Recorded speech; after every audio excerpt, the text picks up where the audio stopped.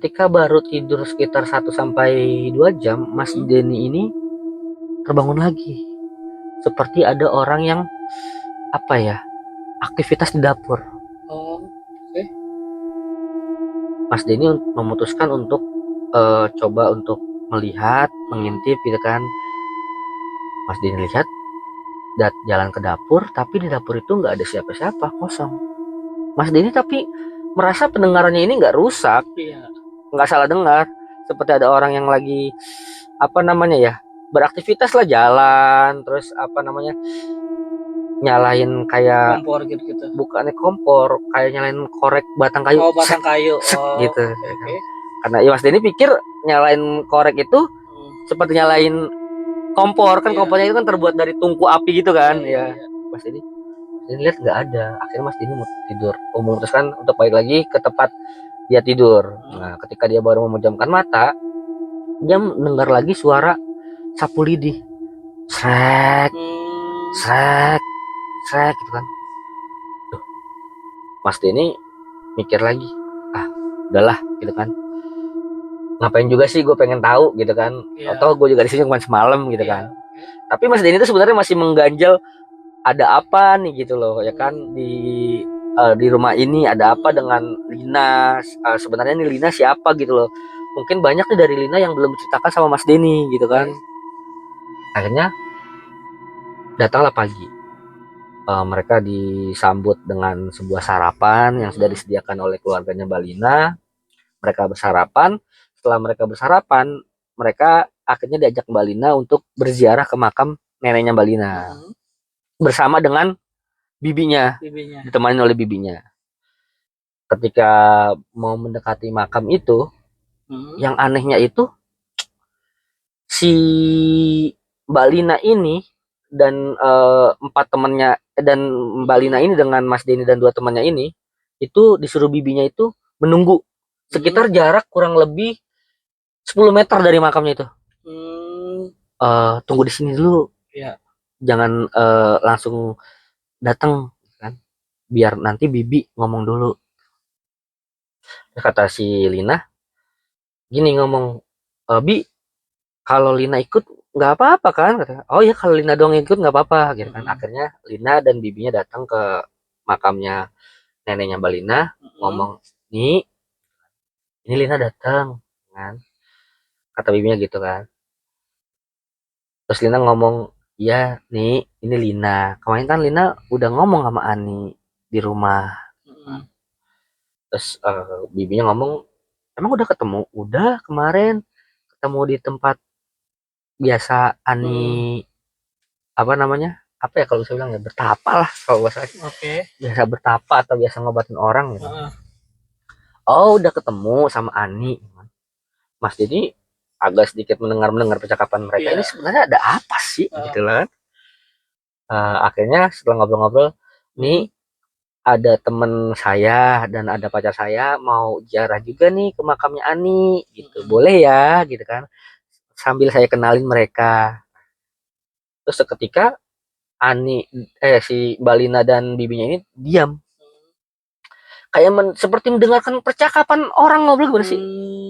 Oke. Akhirnya setelah mereka diam beberapa menit, ada sekitar 3 menit lah mereka diam.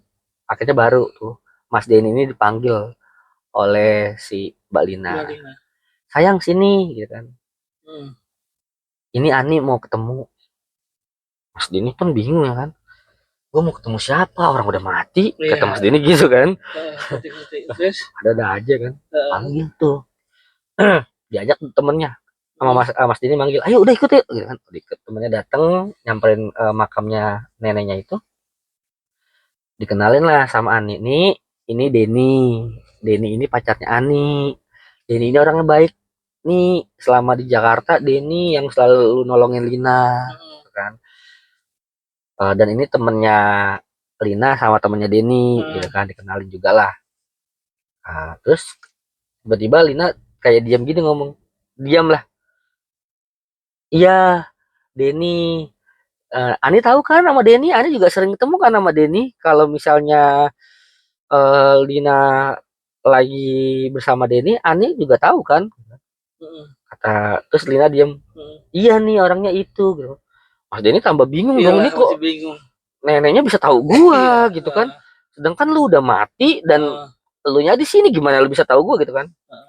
Iya nih, Denny ini yang kalau misalnya datang itu suka bawa makanan gitu. Mas Denny pun emang kayak berpikir, kok nih orang mati ini tahu Iya. aktivitas gua gitu kan. Dan tanpa bikin macam-macam mereka berdoa, ya berdoa mah Iya. memang berdoa menurut ajaran Islam gitu Iya. kan.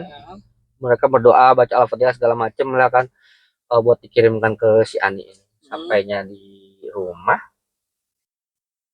Mas Denny masih belum menanyakan kejanggalan ini apa sebenarnya yang terjadi gitu loh. Sampai Mas Denny bingung. Udah itu akhirnya Mas Denny pun dipanggil sama Mbak Lina. Sayang, sini ikut aku sebentar. Akhirnya diajaklah Mas Denny ke tempat yang semalam Mas Denny lihat. Sebuah batu besar yang ada dalam rumah. Lucunya ini hanya sebuah batu loh, tapi kenapa harus dirumahkan? Iya. Ya. Ditanya sama Mas Denny, sayang ini apa? Ini batu yang ditemukan oleh Ani itu di salah satu pegunungan kidul di daerah Banten. Mas Denny bingung dong. Ini batu besar loh. Gimana bawanya? Gimana bawanya? Pasti. Batu ini Ani bawa, ya menurut cerita Ani ya. Ani bawa ya hanya dengan sekelip mata aja. Batu ini udah bisa sampai sini. Wah, Mas Denny pun saking herannya mendengar cerita dari Mbak Lina, berarti nih nenek lu sakti banget gitu loh. Ini batu gede loh. Gue laki yang ibarat kata gue badan gue besar. Belum tentu gue 3 orang pun belum bisa tentu menompang bisa batu itu. Iya, iyalah pasti. Terus ini harus butuh sebuah alat berat gitu loh kan. Mas ini pun sempat meragukan juga, masa iya gitu kan, bener nggak nih ceritanya gitu kan. Terus setelah Mas Denny dalam hatinya berkata kayak gitu, ini mah cuman bohong lah gitu kan. Terus Selina tiba-tiba ngomong kayak gini, kamu harus percaya sayang, tadi Ani bilang kamu ragu kalau ini tuh bukan sebuah batu benar gitu. Kata Denny, bukan gitu sayang, saya tahu ini batu bener gitu kan, cuman saya nggak habis pikir aja nih batu dari gunung kidul di Banten bisa sampai ke Jawa Barat. Itu jaraknya kan nggak deket loh yang gitu kan. Ya kalau memang dipikir secara logis sih nggak masuk akal yang. Tapi itulah menurut cerita Ani, waktu Ani masih hidup, Ani bercerita seperti itu. Ani mendapatkan sebuah batu ini, dan di mana batu ini memang harus dirawat ya. Makanya batu ini dirumahkan oleh Ani, dan Ani pun kalau apa ya dibilang ya, bertapa atau semedi, ini selalu tempatnya Ani di sini gitu. Bahkan kalau Ani ngobatin orang pun Ani di sini. Ani selalu sadarnya tuh di sini, tidur, makan tuh di sini. Oh, jadi nenek kamu tinggalnya di sini. Iya, ini khusus memang buat tempat nenek. Oh gitu. Akhirnya disuruh duduk lah Mas Denny. Duduk sayang sini gitu kan. Ya duduk ya kan. Mas Denny pun bingung kan, itu sesajen banyak banget ya kan. Masih fresh lah bunganya. Yang ini memang disengaja disediakan. Iya, sengaja disediakan. Ani pesan kalau ini tuh nggak boleh kosong gitu. Karena ini semua buat menjaga keluarga kita turun menurun gitu. Walaupun memang udah nggak diritualkan oleh nenek, tapi ini harus tetap dijalankan gitu. Tadinya memang nenek ingin menurunkan nama saya gitu kan. Tapi nenek ngerasa saya belum cukup, akhirnya diturunkan oleh bibi sekarang yang rawat ini. Oh gitu kan. Terus aku tuh kalau lagi sedih, aku tuh kalau lagi cerita, aku tuh selalu datang ke batu ini. Tuh kata Ani gitu. Percaya nggak percaya yang setiap kali aku cerita, setiap kali aku sedih, aku butuh pertolongan, ketika aku ada di sini, apapun yang aku pengen itu terpenuhi. Contohnya kata Mas Denny, contohnya gini deh, aku benci nih sama orang, aku kesel sama orang, Aku cerita nih, aku nangis di sini. Nggak lama, dengan hitungan lama, 1 atau 2 hari orang itu bakal kena musibah. Hmm.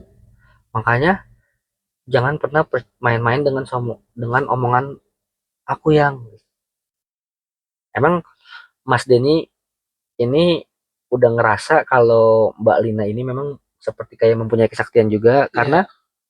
ketika mereka masih di Jakarta, Hmm. ketika Mbak Lina ini ada musibah Hmm. atau ada masalah dengan orang lain, Hmm. ketika dia mengucap keluar kata dari mulutnya, Hmm. itu langsung terwujud. Kalau kata kita masih pahit lidah. Ya, Kalau kata betul. orang dulu sih Jadi pahit lidah. omongan dia tuh benar-benar harus dihati-hati. Iya, Nggak boleh hati-hati. asal ngucap. Si pahit lidah. Karena ada katanya. beberapa kejadian dia punya masalah sama orang, dia cukup mengucap, Hmm. lu main-main sama gua. Nanti lu setelah lu pulang, lu jangan harap lu bisa jalan lagi. Bener. Orang itu kecelakaan. Akhirnya Mas Denny ini ditinggalkan sama Mbak Lina. Beliau ngomong gini, tunggu dulu ya di sini sebentar. Aku mau ngambil sesuatu di dalam. Mas Denny di dalam tuh. Memang itu keadaannya posisinya siang. Tapi di dalam ruangan itu sungguh-sungguh sangat menyeramkan. Lampunya remang-remang, gelap, nggak ada udara atau cahaya yang masuk sama sekali. Denny diem aja. Ketika Mas Denny diem, tiba-tiba ada seperti angin masuk, entah dari mana asalnya angin itu datang, langsung ketika tubuhnya Mas Denny merinding. Semuanya merinding. Seperti ada sosok makhluk besar yang datang menghampiri dia. Lalu Mas Denny kayak gimana sih, dia merasa merinding gitu, cuman dia diem aja, nggak berani berkomentar apa-apa. Lalu nggak lama Mbak Lina udah masuk, dia berpamitan dengan batu itu, pamit dulu ya nih, gitu kan, mau pulang. Oh ya nih, nah di bawah batunya ini yang lucu itu, ini batu besar, tapi dia kayak melahirkan sebuah batu-batu kecil kerikil gitu. Oke. Nih ini Lina minta ya di batu bawah tuh kecil ya. ini buat Lina jaga-jaga di Jakarta, gitu kan. Akhirnya dipamitan, dibawa batu itu dimasukin dalam tas. Mereka pulang ke Jakarta, pamitan dengan keluarganya. Bibinya berpesan kalau bisa sih lebih sering datang nengok ke sini, gitu kan. Akhirnya mereka pulang ke Jakarta. Nah dengan batu itu yang Mbak Lina bawa ke Jakarta itu, kalau nggak salah ya, sekitar dari Mbak Lina ini pulang ke kampung halaman sampai dia di Jakarta itu sekitar 2 mingguan lah. Tinggal di Jakarta itu, seketika hidup mereka itu kayak berubah drastis. Dari segi ekonomi, dari pekerjaan Mbak Lina lancar, pacarnya pun bahkan Mas Dedi itu sama mengalami kayak mudah banget lah mencari uang gitu loh.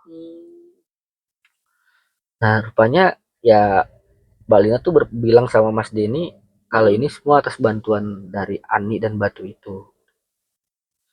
Mas Denny pun sempat berpikir, gua harus percaya atau enggak ya? Ini kan jatuhnya kan kalau bisa dibilang musyrik gitu kan. Tapi gue harus apa ya, dia bilang ya, harus mempercayai ini karena gue mungkin sekarang gue pacaran, tapi kalau suatu saat nanti gue nikah, mau nggak mau kan gue harus percaya kan. Mas Denny itu kan sempat ragu apakah hubungan Mas Denny dengan Mbak Lina ini harus dilanjutkan atau tidak gitu loh. Karena Mas Denny takut keraguan nanti suatu saat akan ada sesuatu yang terjadi lah sama Mas Denny. Apakah mungkin ya lebih percaya dengan sesuatu yang dimuliakan oleh si Mbak Lina ini kayak sebuah batu itu, sedangkan gue ini punya Tuhan gitu kan. Tapi Mas Denny pengen meninggalkan Mbak Lina pun ini Mas Denny takut, karena takut lidah, karena si pahit lidah ini, ucapannya si Mbak Lina ini bakal terjadi apa-apa. Karena ketika ada satu momen memang mereka lagi bertengkar, si Mas Denny ini ngomong begini sama Mbak Lina. Mungkin dari apa mereka bertengkar kurang tahu, cuman Mbak Lina, Mas Denny ini bertengkar ngomong Mbak Lina gini, gue juga capek, gue juga cari duit gitu. Terus Mbak Lina ngomong gini, lu juga boleh dapat duit banyak, lu juga boleh kerja enak, ini semua berkat atas bantuan gua. Kalau emang lu berpikirnya egois kayak gitu, gua akan ambil semua apa yang udah lu punya. Setelah nggak lama ngomong kayak gitu, si Mbak Lina berbicara kayak gitu ke Mas Denny, ketika tuh langsung kerjaan Mas Denny tuh seperti kayak kacau gitu, berantakan. Dari situlah Mas Denny mulai ngerasa kayaknya memang gua nggak perlu main-main dengan wanita ini. Mas Denny pun berpikir, gue pengen udahin hubungan ini, tapi gue gimana caranya? Gue takut dengan sumpah ucapan dia, perkataan dia. Gitu. Tapi gue di sisi lain gue nggak pengen seperti gue tuh dalam hati menolak untuk melanjutkan hubungan ini. Itu dia yang Mas Denny rasakan tuh, horornya itu ucapan dan perkataan dari perempuan yang pernah dipacari oleh Mas Denny ini itu kayak terbukti dan cepat terbukti itu. Ya Allah alam sih kata Mas Denny. Tapi dia ngerasain sendiri. Ya Mas Denny pun makanya beliau memutuskan untuk tidak melanjutkan hubungan dengan Mbak Lina karena beliau pun takut nanti kepercayaan dia pindah dari sebuah Tuhan ke sebuah batu. Pasti. Gitu kan? Benar-benar. Makanya Mas Denny nggak pengen gitu loh. Walaupun memang Mas Denny ini termasuk dibilang bukan orang yang baik-baik karena Mas Denny cukup dibilang orang yang nakal, suka keluar malam, suka datang ke klub-klub dan bahkan ketemu dengan Mbak Lina kan di sebuah klub gitu kan. Tapi Mas Denny ini masih mempunyai keimanan, gue tuh masih percaya Tuhan gitu loh. Gue tuh bukan orang ateis, apalagi kalau sampai gue nyembah berhala sebuah batu. Itu yang menurut Mas Denny tuh horornya tuh di situ. Karena pernah Mas Denny ada satu momen beliau ingin melakukan apa ya, sebuah pembicaraan intens, ingin memutuskan si Balina ini. Terus ketika kayak seperti ada yang menghalangi atau menghambat supaya Mas Denny tidak ngomong seperti itu. Kayak dicegah ya istilahnya ya. Entah seketika ban mobilnya bocor, atau gangguan tiba-tiba mobilnya mati. Bukan sekali, dua kali, bahkan 3 kali ketika Mas Denny untuk memutuskan untuk berani, oke lah, gue kayaknya harus mengakhiri hubungan ini. Gue pengen datang ke kosannya dia, gue pengen ngomong. Baru Mas Denny mau berangkat dari rumahnya, itu mobil gak bisa dijalan. Padahal mobil itu nggak pernah apa namanya rusak atau mati total, nggak pernah. Akhirnya Mas Denny mengurungkan, Mas Denny tidur, dan lebih horornya lagi menurut Mas Denny, Mas Denny ini bahkan saking horornya dia dimimpikan oleh seorang nenek-nenek berambut panjang putih. Menurut Mas Denny sih emang agak sedikit apa ya, menyeramkan ya. Rambutnya panjang putih, matanya melotot. Matanya melotot, tapi rambutnya putih semua. Menggunakan baju kebaya tapi udah lusuh banget gitu kan. Kebaya zaman dulu lah nenek ya. Sambil menggunakan tongkat. Beliau berkata begini, kalau kamu berani sekali-sekali mempermainkan cucuku, aku nggak akan segan-segan menghancurkan kamu dengan keluarga. Itu yang menurut Mas Denny horornya tuh, kejadian mimpi itu datang ke dalam sebuah mimpinya Mas Denny. Mas Denny pun nggak pernah cerita kejadian itu sama si Mbak Lina, nggak pernah cerita sama sekali. Akhirnya Mas Denny memutuskan bagaimana nih caranya nih gue biar bisa apa ya, biar bisa terhindar lah dari si Mbak Lina ini. Mas Denny memutuskan untuk menemui sebuah ustadz, sebuah kiai, dimana memang bisa dibilang ustadz ini mencukupi punya ilmu yang tinggi lah, bisa mengobati atau meruqyah seseorang. Akhirnya Mas Denny datang menceritakan permasalahannya, dibantulah oleh ustadz itu. Mas Denny hanya diberikan sebuah amalan yang harus dikerjakan oleh Mas Denny, dan ya itu dia tujuan kita, pokoknya cuma satu, minta pertolongan kepada Sang Maha Kuasa. Betul. Pak ustadznya bilang, saya belum bisa meruqyah kamu atau belum bisa mengobati kamu karena sampai sejauh ini kamu belum pernah merasakan sesuatu yang aneh. Kecuali kalau setelah kamu menjauhi pasanganmu, kamu setelah berpisah kamu mendapatkan gangguan yang aneh, baru saya bisa mengobatinya.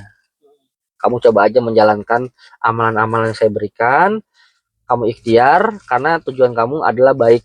Kamu mempercayai apa yang kamu percayai. Makanya Mas Denny untuk mencoba ngomong sama Mbak Lina, ya dengan berat hati pun Mbak Lina akhirnya ya mau nggak mau menyudahi hubungan itu, dan Mas Denny pun akhirnya bisa terbebas dari si Mbak Lina ini. Gitu. Dan sekarang pun Mas Denny udah kurang lebih hampir 5 tahun udah nggak pernah komunikasi lagi gitu kan. Mas Denny udah berkeluarga, mempunyai istri, dan sekarang ya udah bisa dibilang termasuk udah bener lah gitu kan, udah nggak kenal dunia malam lagi. Tapi nggak tahu Mbak Lina ini apakah masih kerja di dunia malam atau enggak, sudah tidak, atau masih hidup atau matinya pun Mas Denny nggak pengen tahu lah gitu. Cuman itu sih yang menurut Mas Denny horor tuh. Iyalah pasti. Dari apa ya, dari latar belakangnya si Mbak Lina ini. Benar. Apapun masih scary lah atau takut istilahnya kan. Apakah mungkin Mbak Lina ini memang pernah diikutin atau memang ada sosok pendamping bisa jadi, kita nggak tahu juga. Tapi ya itu dia guys, pengalaman yang kita ambil dari cerita malam ini. Sebelum kita menjalin sebuah hubungan atau mencari sebuah pasangan, kita harus mencari tahu dulu latar belakang keluarga tersebut. Betul. Jangan sampai kejadian seperti Mas Denny gitu. Tujuannya kita emang baik, kita ingin menyayangi seseorang yang kita cintai. Betul. Tapi ternyata dia punya masa lalu yang menurut Mas Denny ini sulit, sangat dipercayakan lah. Benar. Mas Denny pun sebenarnya agak sedikit bingungnya, sebenarnya itu dia itu menyembah batu atau dia mempunyai Tuhan. Betul. Itu sangat bingungnya di situ Mas Denny. Tapi daripada Mas Denny tercebur terlalu dalam satu hubungan atau dengan masa lalunya Mbak Lina, akhirnya Mas Denny ya mau ngomong dengan udah udahin aja deh gitu. Karena keputusan yang tepat, benar. Karena gue nggak pengen ada sesuatu yang terjadi sama diri gue maupun dengan keluarga gue. Gitu. Karena Mas Denny pun masih ada keluarga. Memang Mas Denny pun dari awal ketika menjalin hubungan dengan Mbak Lina ini, orang tuanya Mas Denny pun udah nggak setuju. Gitu. Jadi takutnya nanti dengan nggak setujunya orang tuanya Mas Denny malah menjadi malapetaka juga kan. Betul. Karena kita tahu si Mbak Lina ini ucapannya kan nggak bisa dipermainkan. Perkataannya itu bisa terwujud gitu. Walaupun ya kita nggak tahu semua yang terjadi itu emang kan atas kehendak Allah Maha Kuasa, atas kehendak Tuhan Yang Maha Esa. Ya tapi siapa tahu kan, namanya jin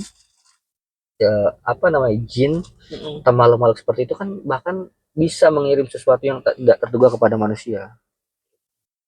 Jadi gitu guys pengalamannya.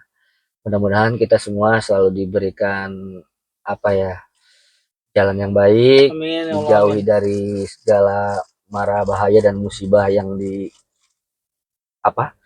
oleh Mas Denny. Betul. Kita dapat pasangan yang memang sejalan dengan kita. Betul.